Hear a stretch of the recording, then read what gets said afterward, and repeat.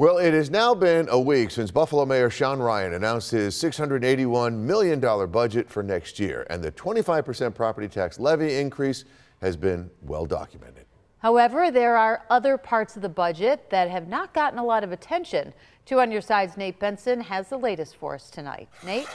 Yeah, good evening, Scott and Mary Alice. Now that the budget proposal is out in the wild, Mayor Ryan sat down with me to get into some of those nitty-gritty details.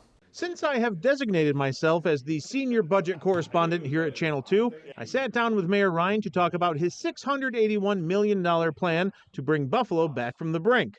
While the mayor has spent a dozen years or so in Albany and is familiar with budgets, it's a completely different beast when you're the one in charge. And out of the gate, I wanted to know, what really surprised you your first time around? Yeah, so 2 things is, the size of the budget gap. We knew it was going to be a big budget gap. We knew the city had dug itself a deep hole, but the hole is deeper, than we thought.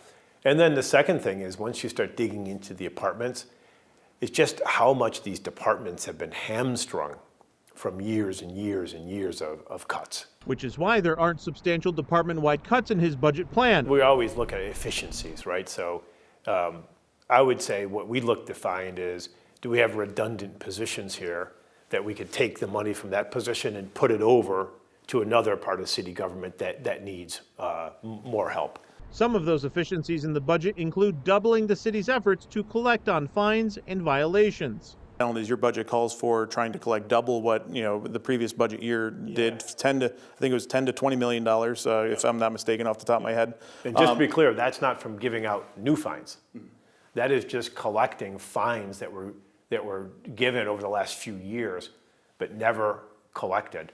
So of all the parking tickets issued in Buffalo over the last few years, only 7% paid.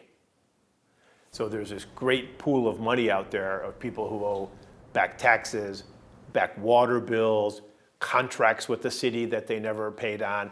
So the city really stopped doing any enforcement mechanisms to collect money owed to it.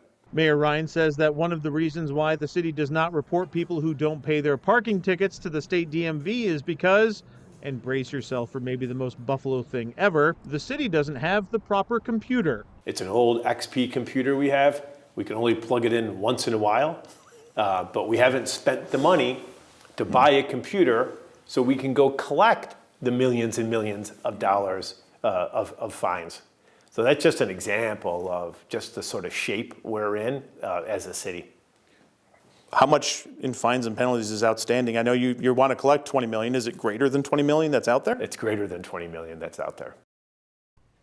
Now I'll have much more with Mayor Ryan and his budget proposal on the agenda this week, Friday night at 9 p.m. on WGRZ+. On your side, Nate Benson, Channel 2 News.